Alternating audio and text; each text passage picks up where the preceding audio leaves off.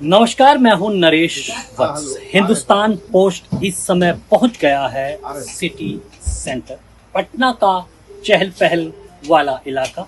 ठीक मेरे पीछे जो है वो यहाँ का रेलवे स्टेशन है और साथ ही यहाँ सिटी सेंटर है जहाँ पर पूरा व्यापार यहाँ से होता है। और हम हिंद फुटवियर के शो पर आ गए हैं। काफी व्यापारी जगत से जुड़े हुए वो प्रबुद्ध लोग हैं जिनसे हम बिहार की चर्चा पर बात करेंगे। सबसे पहले मैं आपसे ये जानना चाहता हूँ, बिहार में पहले चरण के लिए आज मतदान मतदान होना है, उसका प्रचार समाप्त हो रहा है, क्या बदलाव इलेक्शन के मूड में जी? बदलाव तो देखिए क्षेत्र के ऊपर है। यहाँ वोटिंग का है। आदमी नीतीश कुमार को भी चाह रहे हैं, आदमी तेजस्वी को भी चाहने वाले हैं। नीतीश कुमार के प्रति आदमी का रुझान है। नीतीश कुमार के प्रति रुझान है, हम यहीं से एक सवाल को खड़ा करते हैं। नीतीश कुमार के प्रति रुझान है, ये बात कही जा रही है। मोदी ब्रांड है और अब तेजस्वी ब्रांड है। ये कहा जा रहा है कि ये जो चुनाव है वो तेजस्वी के इर्द गिर्द है, कि तेजस्वी आगे बढ़ेंगे या राजनीति में पीछे आएंगे। नहीं, वो पीछे आएंगे। कैसे? वो चोर का बेटा है, वो चोरे रहेगा ना। अच्छा आदमी कुछ थोड़े है। नीतीश बाबू अच्छा आदमी है, इसीलिए अच्छा लोग उनको कहता है। तो क्या मुद्दा हमने देखा कि हमने मुद्दा नहीं जानते हैं, उसको सरकार नहीं बनना चाहिए। व्यापारी जगत कहाँ सोच रहा है, आपका मन कहाँ बन रहा है? हम लोग तो व्यापारी वर्ग से हैं। हम लोग तो निश्चित रूप से नीतीश कुमार के साथ जाएंगे, क्योंकि वो हर तरीके से ठीक है।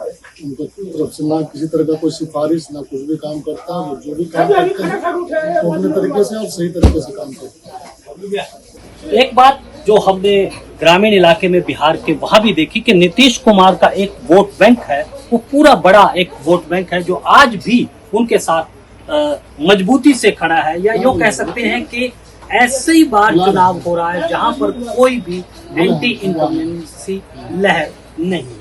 क्या नाम है? नीतीश कुमार। सिन्हा साहब, आप तो मार्केटिंग करते हैं, क्या लगता है आपको कि बिहार की जो छवि है वो धीरे धीरे विकास की तरफ, सुशासन बाबू की तरफ जा रही है?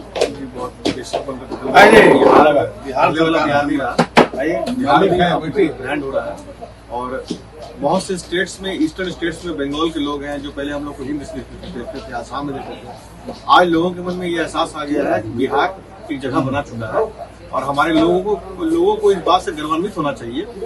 और कोई भी डेवलपमेंट, औद्योगिक विकास बिना इंफ्रास्ट्रक्चर के नहीं होता। नीतीश कुमार का पहला जो टास्क था इंफ्रास्ट्रक्चर को विकास करना, रोड, बिजली, पानी, सेफ्टी, जो हर बिजनेस को उठने के लिए चाहिए, वो नीतीश कुमार ने रेडी कर दिया है। और सबसे बड़ा जो सेटअप किया उन्होंने इस 5 साल के अंदर, जो हमारे गांव देहात के लोग होते हैं जो सीधा दिलों को उनको बेवकूफ बनाया जा रहा है बस। और इसके लिए हम ये बोलेंगे, दूसरों की बातों में, आरजेडी की बातों में ना आए। एक पार्टी की तरफ ही कह रहा है, पार्टी का बेसिक काम को देखा जाए, आंखों को बंद करके फैसला न करे, आंखों पे भरोसा करे। सिकंदरपुर इंडस्ट्रियल एरिया बेटा में एक ऐसा एग्जाम्पल है, इस चीज का उदाहरण है। नीतीश कुमार ने बाकायदा एक बियाडा सेट किया है, बिहार औद्योगिक विकास निगम करके, जिसका पूरा स्पेशल उसने सेटअप किया है कि जो भी इंडस्ट्रीज बिहार में लगेंगी उनको तरह तरह के बहुत सारे लुभावने rebates, easy lease, easy loans सब प्रोवाइड किए गए। अब इससे क्या हो रहा है कि अब आदित्य बिरला ने अपने गारमेंट्स की इंडस्ट्री डाली है, ब्रिटानिया आया है। इसी तरह करते करते बहुत सारे फूड प्रोसेसिंग इंडस्ट्रीज धीरे धीरे डेवलप कर रहे हैं। तो हम लोग को एनडीए पे एक बार भरोसा करना चाहिए। उनके मैनिफेस्टो के तहत हर जिला में एक औद्योगिक क्षेत्र डिसाइड किया जाएगा, विकास किया जाएगा। 15 साल 20 साल टाइम दिया है, 5 साल और देने में क्या जाता है? ऐसे तो अंधेरे में जाने से अच्छा है कि एक बार 5 साल ट्राई करना चाहिए। ये महत्वपूर्ण बात कही है कि अंधेरे में जाने से अच्छा है। अंधेरे का अर्थ सीधा सा जंगल राज की बात यहाँ पर हो रही है। मेरा आपसे एक सवाल ये है कि कौन से नए चेहरे इस बार आप चुनाव में देख रहे हैं, क्या मुद्दे देख रहे हैं? क्योंकि अभी देखिए अनंत सिंह ने सरेंडर किया, इसको कैसे आप देखते हैं कि चुनाव के एन वक्त पे पूरी तरह से ये बताया गया है जी कानून व्यवस्था नहीं है, लेकिन उनको गिरफ्तार किया गया, इसको कैसे देखते हैं? नहीं तो उनको करना ही था। नीतीश कुमार को जो कानून व्यवस्था को जो जवाब, क्वेश्चन जो सवाल था उसका जवाब तो नीतीश कुमार को देना ही था। गिरफ्तार करना भी बहुत जरूरी था। जब उनका नामजद हुए तो उनको गिरफ्तार करना था। क्या लगता है कि ये बिहार से ये जो जंगल राज की बात हम लगातार करते हैं, कानून व्यवस्था पीछे ठीक होती दिखती नहीं है। नहीं व्यवस्था कानून व्यवस्था तो कोई वकील बात नहीं है, वो उतना होते रहता है। अब सरकार हर जगह कहाँ उसके लिए व्यवस्था करेगी। आप यहाँ पर हम बैठे हैं, कोई आके यहाँ पर झगड़ा करे तो सरकार को जांच नहीं कर रही है। वहाँ मामला न्यायालय में जाएगा, न्यायालय उस पर अगर उसके पक्ष में दोषी ठहरने के बाद पक्ष फैसला देता है तब सरकार की गलती है। तो वहाँ ऐसा तो बात है नहीं, न्यायालय फैसला दे रहा है, जो सजा हो रहा है उसको सजा मिल रहा है। इस पर मैं कुछ कहना चाहता हूँ। देखिए, ये सिर्फ प्राथमिकी है, इसमें ये नहीं कह सकते कि अनंत सिंह ही प्रमुख गुनहगार है। ये एक्चुअली जब कोई भी इंसान थाने में जाता है, स्टेशन में जाता है, FIR करता है, प्राथमिकी के तौर पे जो फर्स्ट एक्शन लिया जाता है उसके तहत उनको अरेस्ट किया गया है। अभी ये गिल्ट प्रूव नहीं हुआ है कि उन्होंने ही किया। इस पे CID जांच चल रही है और सारे तथ्य इलेक्शन बाद ही आएंगे। चलिए, एक बात यह कि प्राथमिकी दर्ज हुई है, उनको गिरफ्तार किया गया है। चलिए, आपसे मैं जानना चाहूंगा, क्या शुभ नाम आपका? मेरा नाम विपिन चौधरी है। अच्छा चौधरी साहब, क्या लग रहा है, बड़ा धुआंधार रैलियां, चुनाव प्रचार हो रहा है, किससे प्रभावित हैं आप? तो अभी तो हम लोग पहले सरकार जो चल रही थी अच्छी चल रही है, खासी चल रही थी, मतलब इधर के हिसाब से तो हम लोग डेवलप में है और अच्छा डेवलप में है। जो आदमी को हम कभी हम 40 साल से पटना में कभी सोच भी नहीं सकते थे कि इस मुकाम पर पहुंचे। मरीन ड्राइव बना, यहाँ मतलब मेट्रो आ गया, आज तक कभी सोच भी नहीं सकते थे। 1 घंटा में 2 घंटा में जाते थे मुसल्लेपुर हाट, आज 5 मिनट में 10 मिनट में आदमी पहुंच जाता है। व्यवस्था कभी सोच भी राजगीर में इतना होगा, नीतीश कुमार के ही देन है, यहाँ की सरकार के दिन है। अर्थव्यवस्था तो बहुत अच्छा है।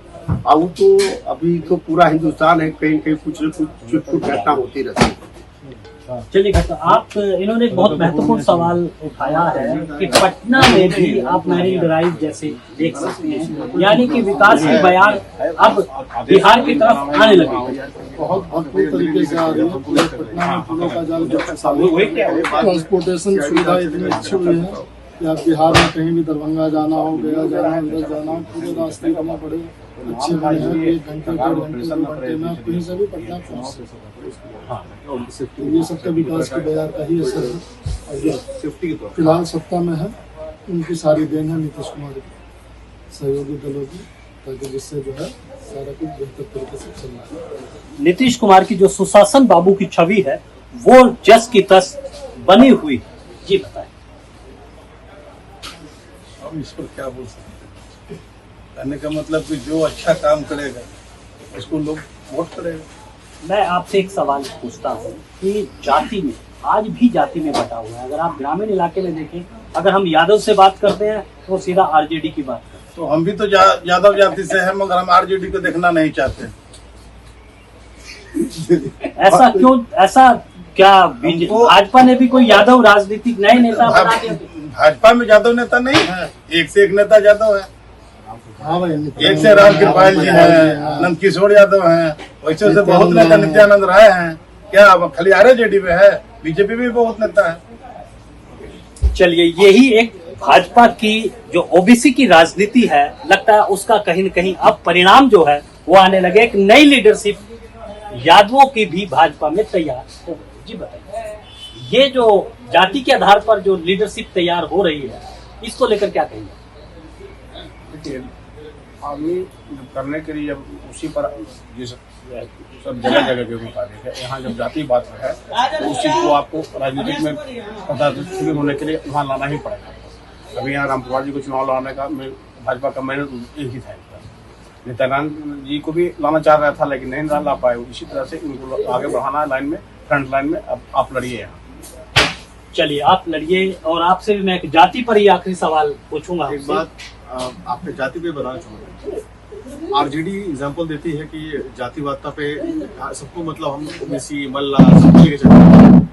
पहली बात तो गुजरात मॉडल से कंपेरिजन किया है कि अमित शाह बोलते हैं कि कोई गुजरात से कंपेरिजन, गुजरात में यहाँ से मजदूर जाए, पलायन करे, वहां जाके काम करे। आप गुजरात से कंपेयर कर रहे हैं, गुजरात में जातिवादता कहाँ हो? गुजरात में जब इलेक्शन होता है तो वहाँ के लोग किसने सड़क, मैं खुद गुजरात पर रहा हूँ, सूरत में सीधे होता था कि यहाँ पे रोड बना दीजिए, आपको कल आपको वोट मिल जाए, परसों वाले इलेक्शन। इस तरह से काम होता था, लोग इस तरह से लोग अपने टास्क देते थे। यहाँ पे ये है ही नहीं। आप जातिवादता पे जा रहे हैं, आप पहले काम करके दीजिए, हम आपसे वोट दो, आप मुझे वोट ले लीजिए।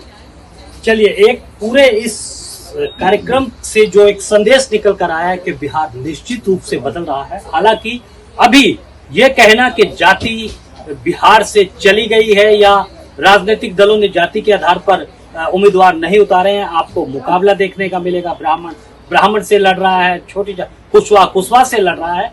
लेकिन सबसे बड़ा सवाल है कि विकास और सुशासन का मुद्दा क्या दोबारा से नीतीश कुमार और मोदी का करिश्मा काम करेगा, ये देखने वाली बात होगी। आप देखते रहिए हिंदुस्तान पोस्ट।